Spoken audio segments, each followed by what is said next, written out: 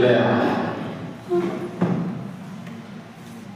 ಮಾಹಿತಿ ಹಕ್ಕು ಉದ್ಘಾಟನಾ ಕಾರ್ಯಕ್ರಮ ನಡೀತಾ ಇದೆ.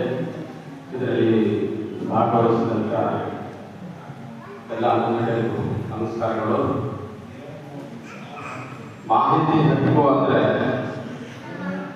ಸರ್ಕಾರನ ಬಿಚ್ಚಿಬಿಡುತ್ತದೆ, ಸರ್ಕಾರಿ ಅಧಿಕಾರಿಗಳು ಕೂಡ ಬಿಚ್ಚಿಬಿಡ್ತಾರೆ. ಆ ಒಂದು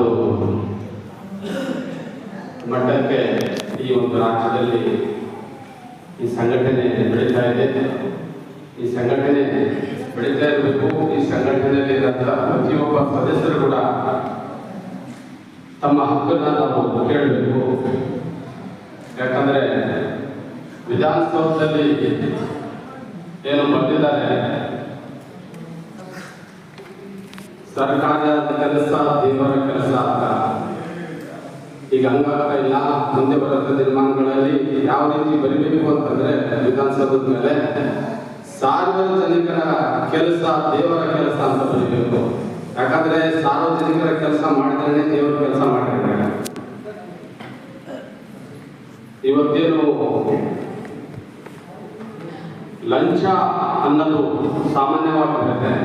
ಯಾವ ಮಟ್ಟಕ್ಕೆ ಬೆಳೆದಿದೆ ಅಂದ್ರೆ ಯಾವುದೇ ಸರ್ಕಾರ ಬರಲಿ 15% 20% ಅದು ಇಲ್ಲದ ಕೆಲಸನೇ ಆಗಲ್ಲ.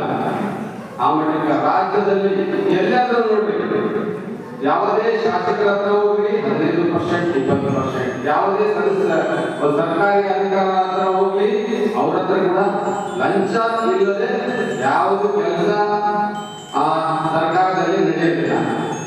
ಒಂದು ವಿಶೇಷವಾಗಿ ಏನಂತಂದ್ರೆ ಇಡೀ ರಾಜ್ಯದಲ್ಲಿ 224 ತಾಲೂಕಿನಲ್ಲಿ ಇದ್ದಂತ ಶಾಸಕರ ಬಗ್ಗೆ ನನಗೆ ಅಷ್ಟೊಂದು ಗೊತ್ತಿಲ್ಲ.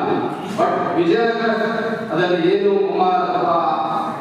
ಒಳ್ಳೆಯ ಶಾಸಕರು ಏನಿದ್ದಾರೆ, HR ಗವಿಯಪ್ಪನವರು ಏನು ಇವರು ಒಂದು ಬಿಟ್ಟು ಬೇರೆ ಎಲ್ಲಾ ಕಡೆಗೂ ಒಂದು ಲಂಚ ಅನ್ನೋದು ನಡೀತಾ ಇದೆ. ಯಾಕಂದ್ರೆ HG ರಾಮಲಿಂಗಯ್ಯವರು ಲಂಚ ಅನ್ನೋ ಪದ ಇಲ್ಲದೆ ಒಂದು ರಾಜಕಾರಣ ಮಾಡಿದ್ರು. ಈ ಒಂದು ಕ್ಷೇತ್ರ ಏನಿದೆ ವಿಜಯನಗರ ಜಿಲ್ಲೆಯಲ್ಲಿ ಒಂದು ಹೊಸಪೇಟೆ ಅಂತ ಏನಿದೆ, ಇಲ್ಲಿ ಕೂಡ ಒಂದು ಗವ್ಯಪ್ಪ ದಂಡ ಯಾರ ಹತ್ರ ಕೂಡ ಒಂದು ಸರ್ಕಾರಿ ಅಧಿಕಾರಿಗಳಾಗಲಿ ಏನು ಕಾಂಟ್ರಾಕ್ಟರ್ ಹತ್ರ ಆಗಲಿ ಇವ್ರ ಹತ್ರ ಲಂಚ ಅನ್ನೋದೇ ಮಾತಿಲ್ಲ. ಒಂದು ಒಳ್ಳೆ ಶಾಸಕರಿದ್ದಾರೆ. ಇದೇ ತರ ರಾಜ್ಯದಲ್ಲಿ ಎಲ್ಲಾ ಕಡೆ ಇಂಥ ಶಾಸಕರು ಸಿಕ್ಕರೆ ನಮ್ಮ ರಾಜ್ಯ ಉದ್ಧಾರ ಆಗ್ಬೋದು. ನಾಳೆ ದಿನ ಒಂದು ಏನಂದ್ರೆ ಎಲ್ಲರೂ ಬರೆದಿಟ್ಕೊಳ್ರಿ, ನಾಳೆ ದಿನ ನನ್ನ ಒಂದು ನೆನಪಿನ ದಿನ ಅಂತ ಹೇಳಿ ನೆನಪಿಡ್ರಿ. ಯಾಕಂದ್ರೆ ಇಷ್ಟು ದಿನ ಇರುವಂತ ಸರ್ಕಾರ ಏನಿತ್ತು ಸ್ವಲ್ಪ ಮಟ್ಟಿಗೆ ಬಡವರ ಪರ, ದೀನ ದಲಿತರ ಪರ, ರೈತರ ಪರ, ನೊಂದವರ ಪರ ಏನು ಸರ್ಕಾರ ಇತ್ತು 3 ವರ್ಷ. ನಾಳೆ ದಿನ ಏನಿದೆಯಲ್ಲ ರಾಜ್ಯದಲ್ಲಿ ಏನು ಕಾಂಗ್ರೆಸ್ ಸರ್ಕಾರ ಏನು ನಿರ್ಧಾರ ಮಾಡಿದೆ, ಈ ವೇದಿಕೆಯಲ್ಲಿ ಮಾತಾಡೋದಿಲ್ಲ ಗೊತ್ತಿಲ್ಲ. ಬಟ್ ನನ್ನಲ್ಲಿ ಇರೋಂಥ ನೋವನ್ನು ನಾನು ನೋಡ್ಕೋಬೇಕಾಗುತ್ತೆ ಒಬ್ಬ ರೈತ ಪರ ಹೋರಾಟಗಾರನಾಗಿ. ನಾಳೆ ಏನು ಮುಖ್ಯಮಂತ್ರಿ ಸ್ಥಾನ ಏನು ಅಲಂಕರಿಸಿದ್ರೆ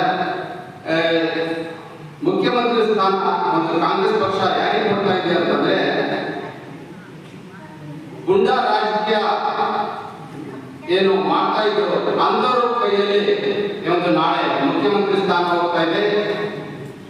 ಇಷ್ಟು ದಿವಸ ಇರಂತ ಸರ್ಕಾರ ನಾಳೆ ಏನು ಪ್ರಮಾಣವಚನ ಸ್ವೀಕಾರ ಆದ್ಮೇಲೆ ಆ ಸರ್ಕಾರ ಇರಲ್ಲ, ಹೊಡಿ ಹೊಡಿ ಕಡಿ ಅಂತ ಒಂದು ಸರ್ಕಾರ ಬರ್ತಾ ಇದೆ. ಇಂಥ ಸರ್ಕಾರ ಬಹಳ ದಿವಸ ನಡೆಯಲ್ಲ. ಒಳ್ಳೆ ರೀತಿಯಿಂದ ನಾವು DK ಶಿವಕುಮಾರ್ ಸಾಹೇಬರಿಗೆ ಈ ವೇದಿಕೆ ಮೂಲಕ ಹೇಳ್ತಾ ಇದ್ದೀರಿ, ಒಳ್ಳೆ ರೀತಿಯಿಂದ ನೀವು ನಿಭಾಯಿಸ್ಕೊಂಡು ಹೋದ್ರೆ ಒಳ್ಳೆ ಹೆಸರು ಇರ್ತದೆ. ಮತ್ತೆ ನೀವು ಕೊತ್ವಾಲ್ ಅವರ ಏನು ಒಂದು ಶಿಷ್ಯರಾಗಿ ನೀವು ಒಂದು ಬೆಳಕನ್ನು ಬಂದಿದೆ ಅಂತ ಹೇಳಿ ನಾನು ಮಾಧ್ಯಮದಲ್ಲಿ ಎಲ್ಲ ನೋಡಿದ್ದೀನಿ. ಆ ರೀತಿ ನಡ್ಕೋಬಾರ್ದು. ಎಲ್ಲರೂ ರೈತರು ಮತ್ತು ದಲಿತರು ಬಂದವರ ಪರವಾಗಿ ತಾವು ನಿಂತು ಕೆಲಸ ಮಾಡಬೇಕು ಅಂತ ಹೇಳ್ತಾ ಇದ್ದೀನಿ. ಗುಂಡಾ ರಾಜಕೀಯ ಮಾತ್ರ ಮಾಡಬೇಡ್ರಿ. ಏನು ನಾವು ಏನು ಕಾಂಗ್ರೆಸ್ ಸರ್ಕಾರ ಏನು ಬಂದು ಅದು ನಾವು ಸಿದ್ದರಾಮಯ್ಯ ಸಾಹೇಬರು ಮಾತಾಡಿ ಒಂದು ಈ ಒಂದು ರಾಜ್ಯದಲ್ಲಿ ಸರ್ಕಾರ ಬಂದು ಹೊರತು ಕಾಂಗ್ರೆಸ್ ನೋಡಿ ಯಾರು ಓಡ್ತಾ ಇದ್ದಿಲ್ಲ. ಸಿದ್ದರಾಮಯ್ಯ ಸಾಹೇಬರ ಮಗ ಶಿವಕುಮಾರ್ ಸಾಹೇಬರು ನೋಡಿ ಹಾಕಿಲ್ಲ. ಏನೋ ನಿಮಗೆ ಒಂದು ಒಳ್ಳೆ ದಿನ ಕಲ್ತು ಬಂದಿದೆ. 2 ವರ್ಷ ರಾಜಕಾರಣ ನೀವು ಮಾಡ್ತಾ ಇದ್ರೆ ಸಿಎಂ ಆಗಿ ಒಳ್ಳೆ ರೀತಿಯಿಂದ ತಾವು ಮಾಡಿದರೆ ಒಳ್ಳೆಯದು. ರೈತರ ಪರವಾಗಿ ಮತ್ತು ದೀನ ದಲಿತರ ಪರವಾಗಿ ನೊಂದ